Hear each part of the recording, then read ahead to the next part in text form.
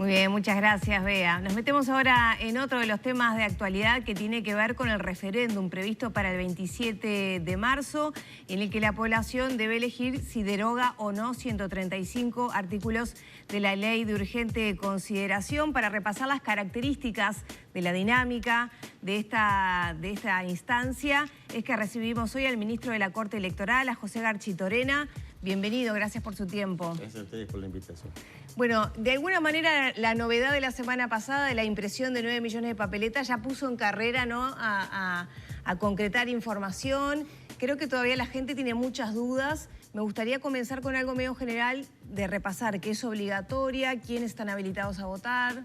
Sí, el referéndum es obligatorio, voto obligatorio. Tiene las características de una elección nacional. O sea, a los efectos de la Corte Electoral, de la organización del acto electoral, no hay ninguna diferencia. Y los electores van a ver lo mismo, ¿verdad? Circuitos, la misma integración, el facilitador en los locales, va a haber protocolo sanitario porque seguimos en emergencia sanitaria, el voto es obligatorio. Es importante tener en cuenta que el padrón de habilitados para votar se cerró el 8 de diciembre, el día que la Corte Electoral determinó que se había llegado al 25% de las firmas para habilitar el referéndum. Ese día cerró el padrón.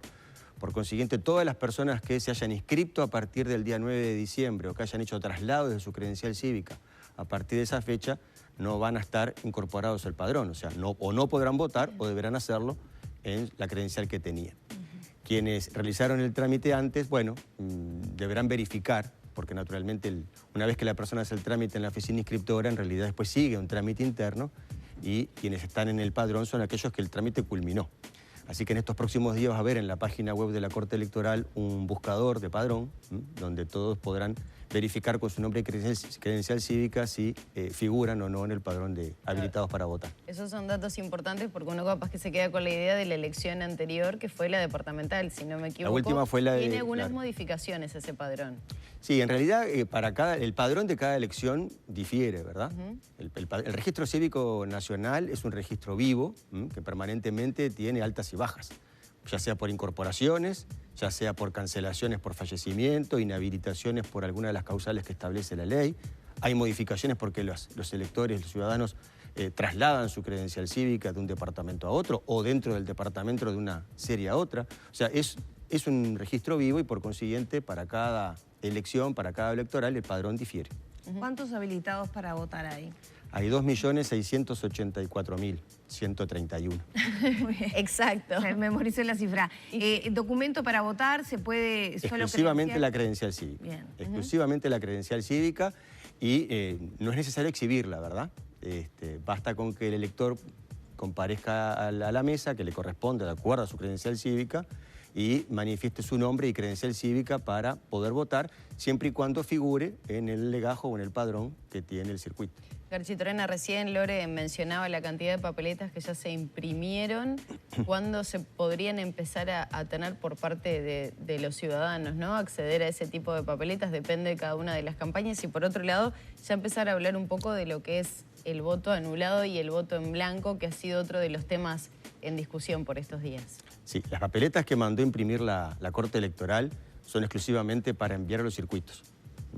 Está resuelto que se van a enviar a razón de 500 papeletas por opción por cada circuito.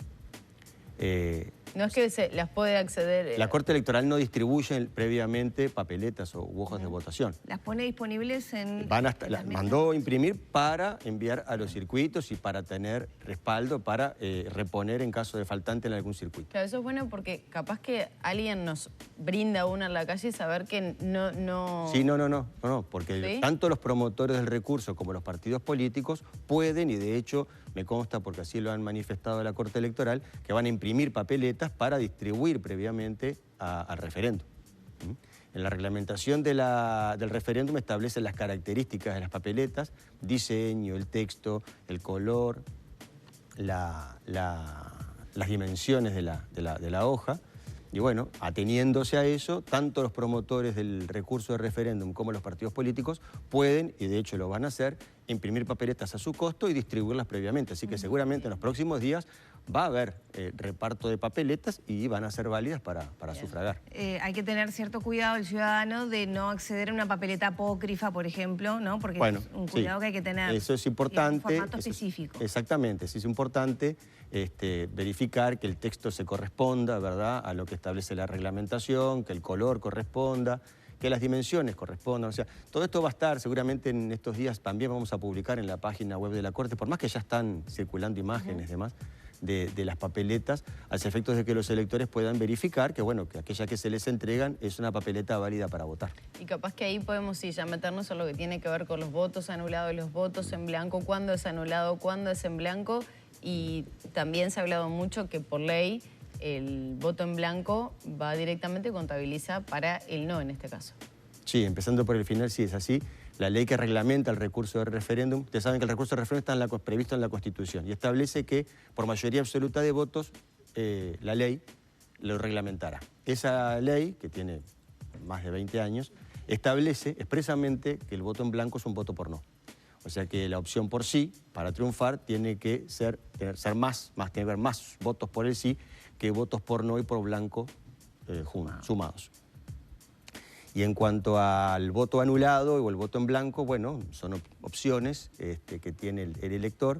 La gran diferencia es que uno es un voto válido y el otro no. El voto en blanco es un voto válido y por eso la ley dice que el sí debe ser la mayoría de los votos válidos, ¿no?, que son los votos por sí, por no y un voto en blanco. El voto anulado no es un voto válido y bueno, el voto anulado es todo aquel que hay algún elemento que anula la hoja, la papeleta. O sea, si en un sobre hay, por ejemplo, una papeleta por el sí o por el no, acompañada de un objeto extraño, un boleto, un billete, una bolsa de nylon, un papelito, lo que sea, ese voto se anula.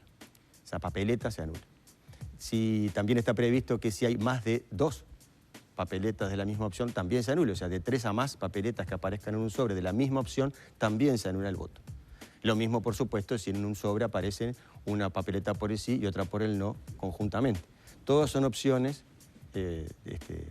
son casos, digamos, de votos anulados. El voto en blanco es cuando dentro del sobre no hay una papeleta válida del referéndum en este caso. No hay una papeleta ni del sí ni del no. Puede haber otro objeto, pero no hay papeleta.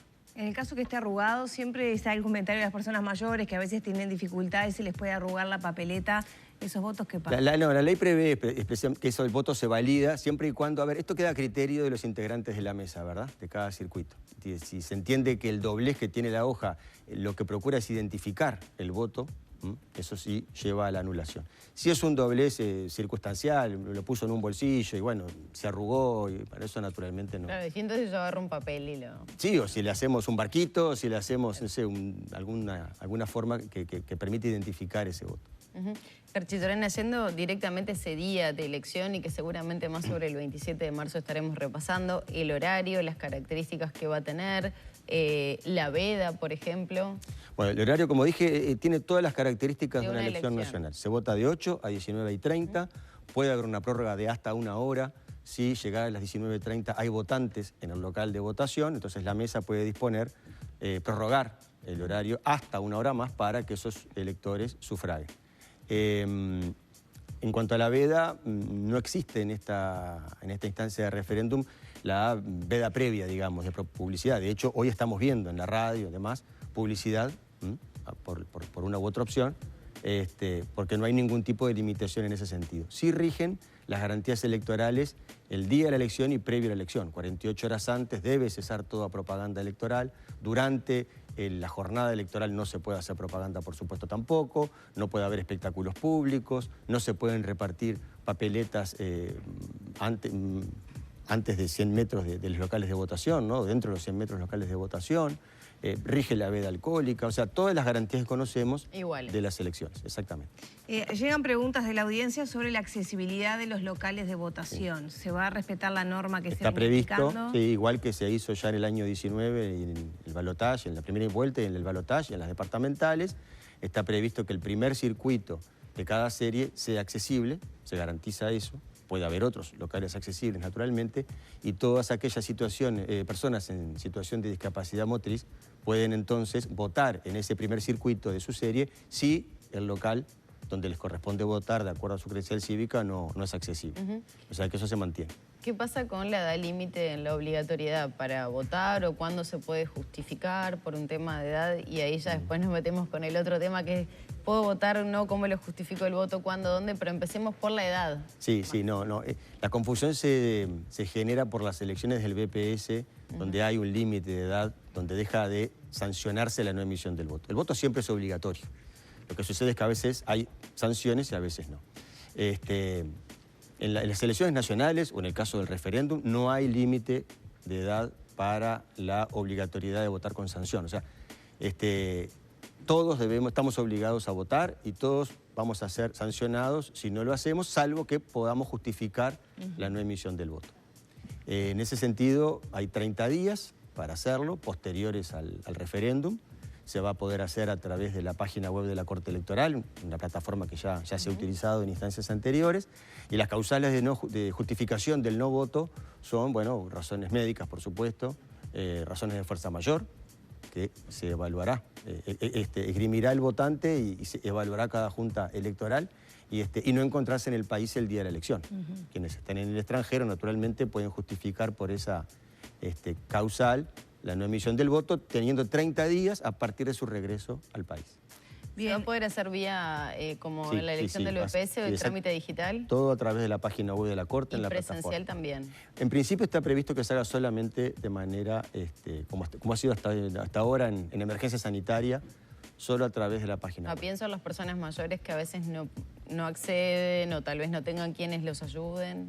No hemos tenido ese problema, ¿no? Ni en las departamentales y municipales, ni en el BPS, ni en las universitarias. No hemos tenido ese problema, pero bueno, en principio esa es la situación, porque seguimos en emergencia sanitaria y bueno, la Corte se atiene, digamos, a esa circunstancia. ¿Qué se espera en cuanto al procesamiento de resultados, escrutinio, etcétera? Habida cuenta que son solo 2 opciones, que están ya en funcionamiento las tablets. Sí, bueno, suponemos que el escrutinio va a ser relativamente rápido, porque es sencillo, son 2 opciones nada más. Pero eso va a depender de cada mesa, ¿verdad? Del tiempo que le lleve a cada circuito procesar el escrutinio primario. Lo que sí está previsto que cada circuito, cada comisión receptora de votos va a tener una tableta, como viene ocurriendo desde las elecciones del año 19, para la transmisión rápida de los resultados. O sea que a medida que vayan terminando el escrutinio primario, envían a través de la aplicación de la tableta el resultado al centro de cómputos de la Corte, y la Corte lo va a ir subiendo a la página web para ponerlo en conocimiento de la opinión pública. Son datos reales del escrutinio primario, no son proyecciones y por consiguiente tampoco tenemos una hora, digamos, de culminación de ese proceso, pero estimamos que avanzada la noche, medianoche, ya tendremos buena parte de los resultados compilados en la plataforma. Bien, ¿es válido el voto observado para esta instancia? Los votos observados, sí, claro. Hay ¿voto interdepartamental? No, interdepartamental no. Eso hace muchos años que no existe y no está previsto.